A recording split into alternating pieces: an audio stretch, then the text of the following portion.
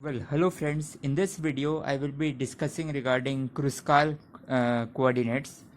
Let's forget about this one. This video, it might feel like what we are doing is quite random. Like we will be renaming a lot of variables. But the main point of doing this coordinate is to show that, like I have already shown here, like it helps that to understand that the maximal chart, the Kruskal coordinates are the maximal chart coordinates that covers the entire manifold.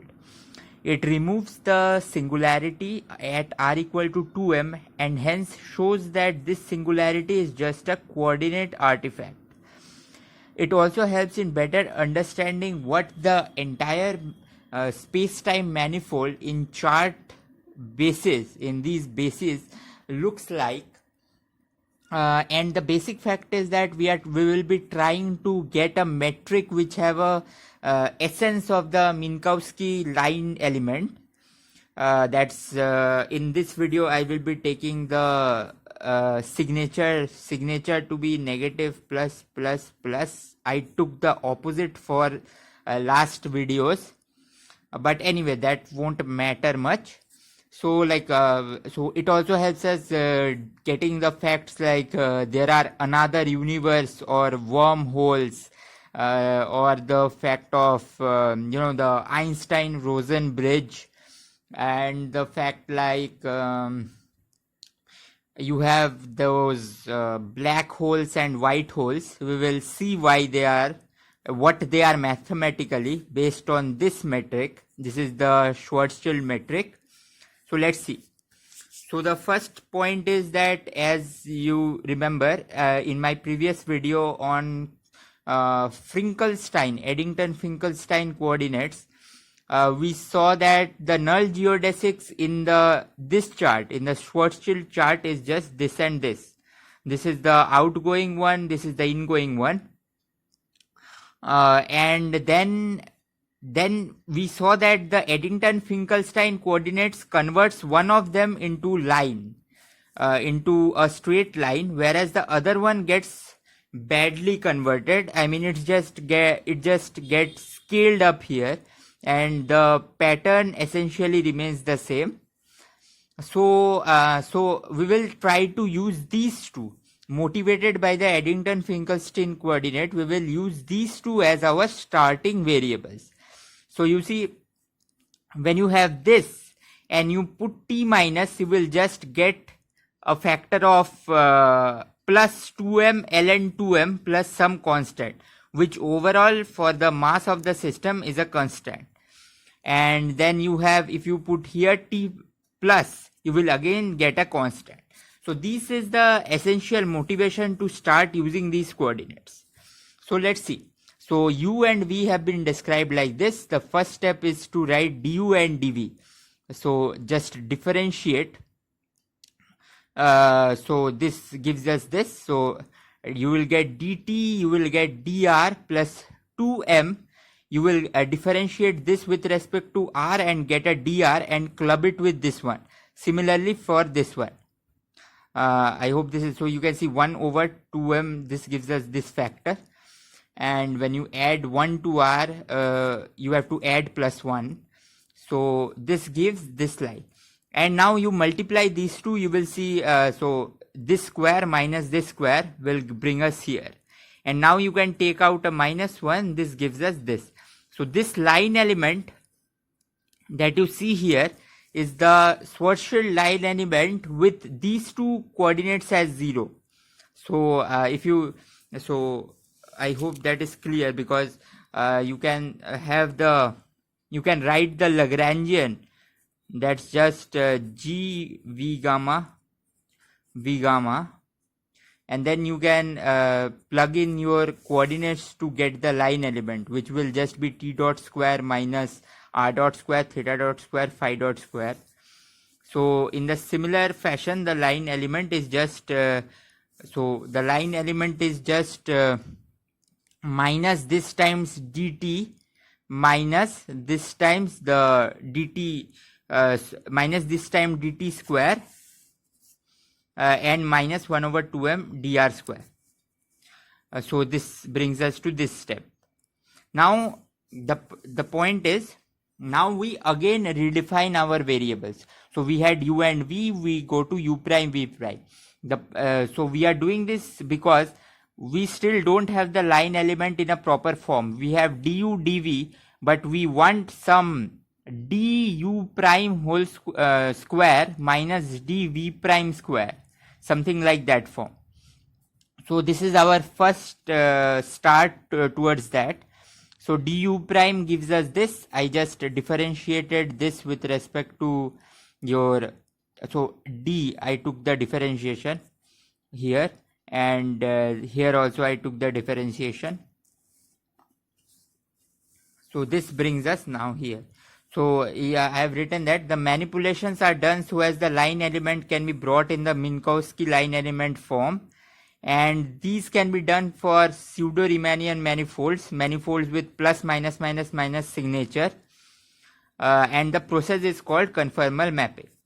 So we are moving on now. Up to this much we have done, and so let me just write the line element for you. So the line element of the space-time, the Schwarzschild space-time in Schwarzschild coordinates is written as g00 dt square. This is just tensor product, dt tensor dt minus g I d, let's write it here, I square.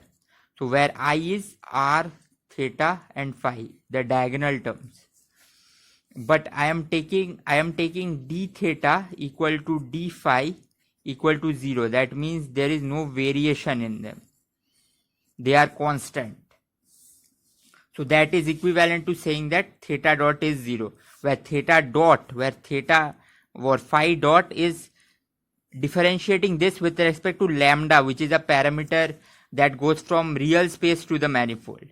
So anyway, you can forget about that. So let's quickly see what it gives. So now by introducing du prime dv prime here, I will just multiply the du prime dv prime to get du dv here. So du dv, and then this is the factor, and the line element you see it is here, you can see it. So this is the line element, and the line element just gets transformed to this form because du dv I just substituted du dv as this line here. Okay, so the line element becomes this. Now you see, after doing this, now the line element has not become like the form of Minkowski, like dt square minus dx square. We need something of this form, but we still not have it.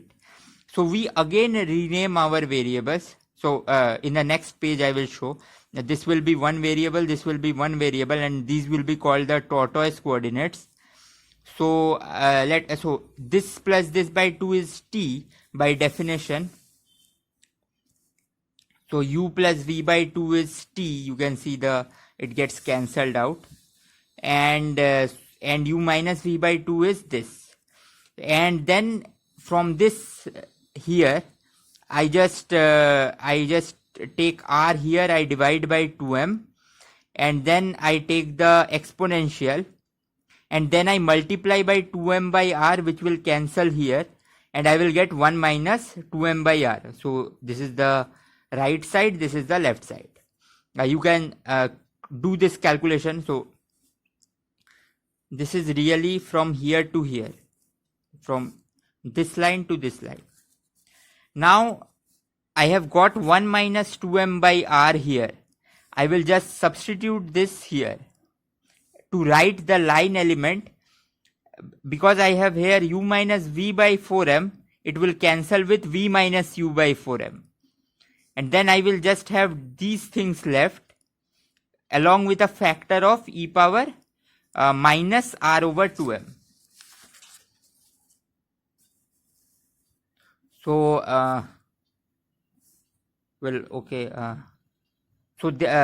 Let's see. So to remove what I just said in the previous line, so to remove du prime dv prime, I will just rename these two variables such that dv square minus du square is du prime dv prime, and v square minus u square is just u prime v prime. And then I can just substitute it in the line element. So I think I have done here a mistake. The line element will really have a exponential e power. So you can check for yourself. This exponential should be there, e power minus r over 2m.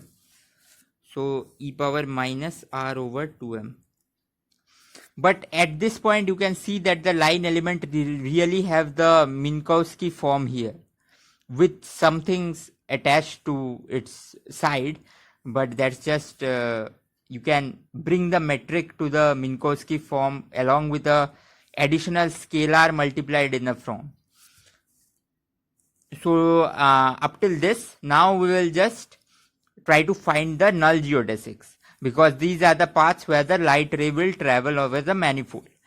So the null geodesics, I will just put g v gamma 0, so that just means the line element going to 0, but looking at this, the line element equal to 0 means the v equal to plus minus plus some constant.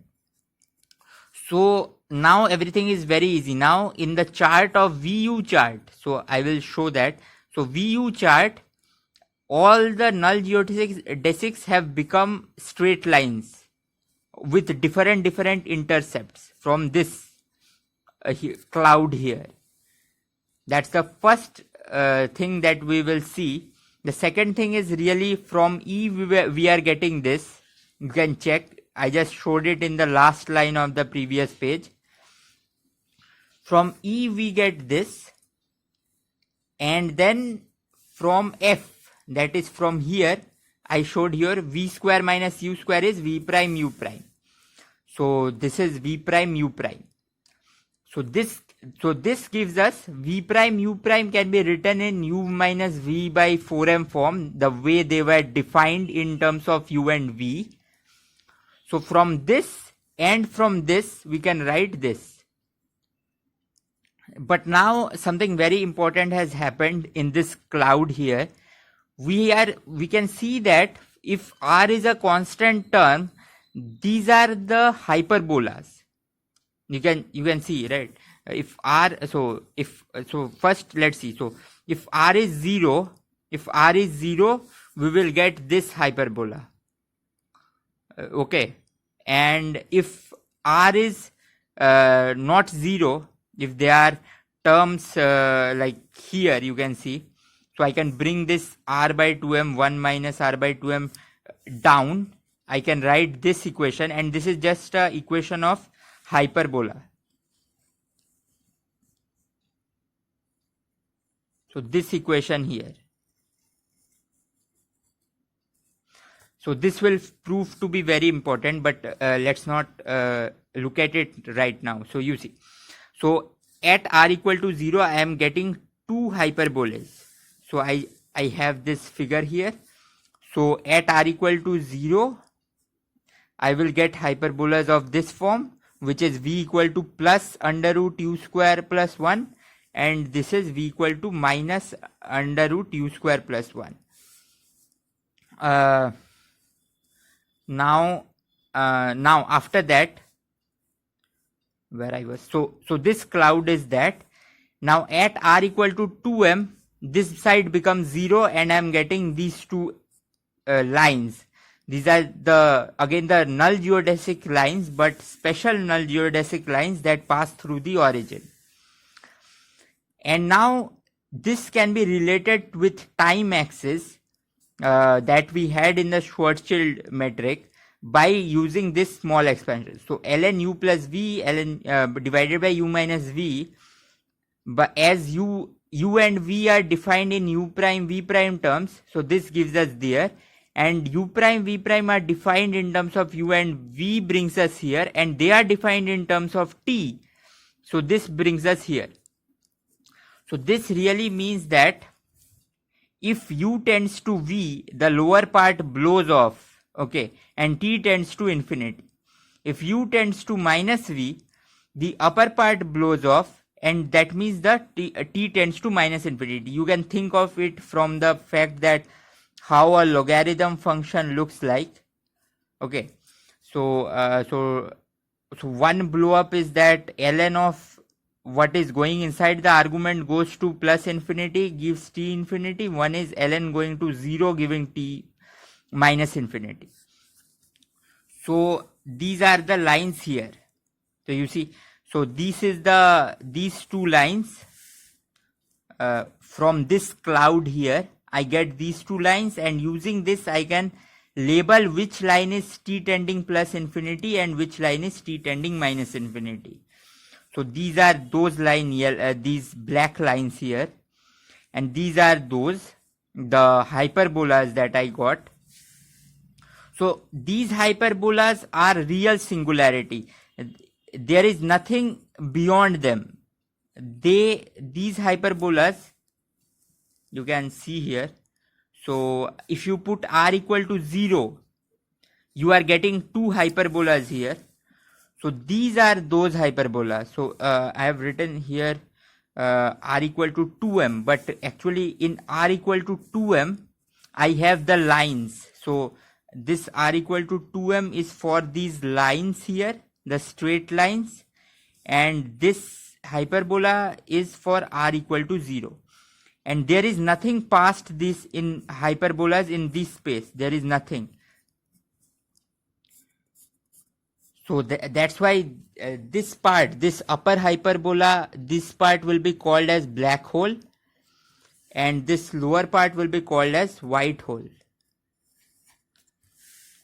And now you see, now again look at this cloud here and bring this entire thing on the right side to the denominator of the left side. That gives us this entire equation here. That's the hyperbola equation that I was talking about. So you can see these are those hyperbolas, because if r is a constant term here and here, then this is just u square minus v square, u square over a square minus v square over b square equal to 1. So that gives us these lines. Now you can further parameterize your hyperbolas using the hyperbolic functions cosh and sinh, and using g. So this is the logarithmic part. You know that the parameter is t dependent. So that gives us v by u as tan h.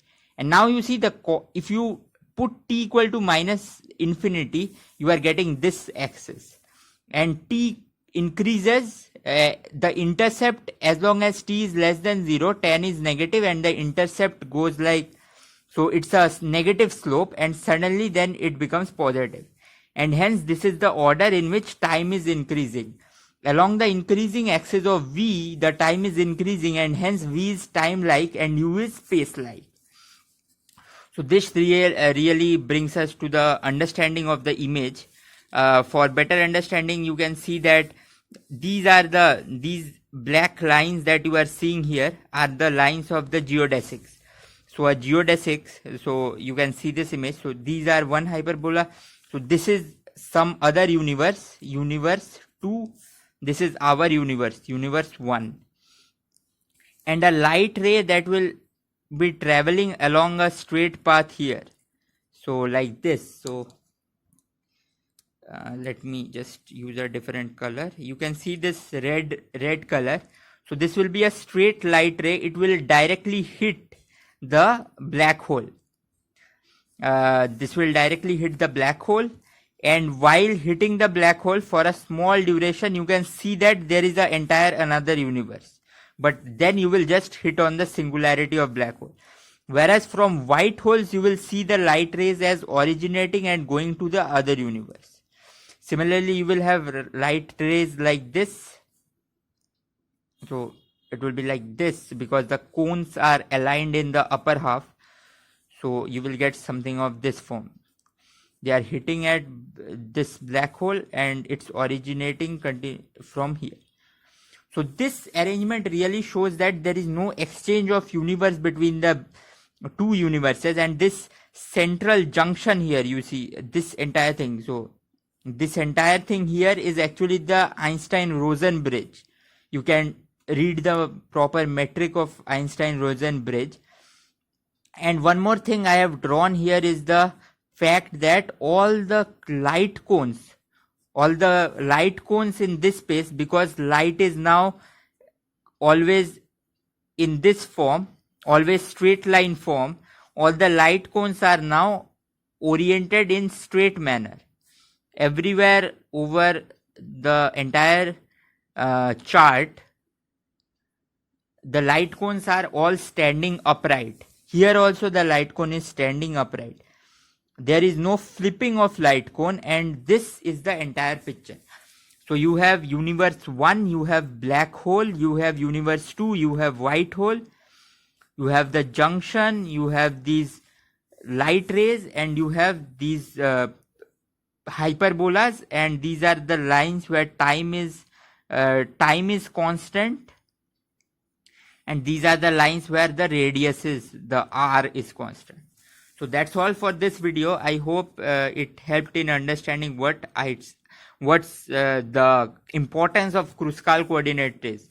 So really it is bringing out the entire rich picture with wormholes, black holes, and your white holes, your universes, and all those things.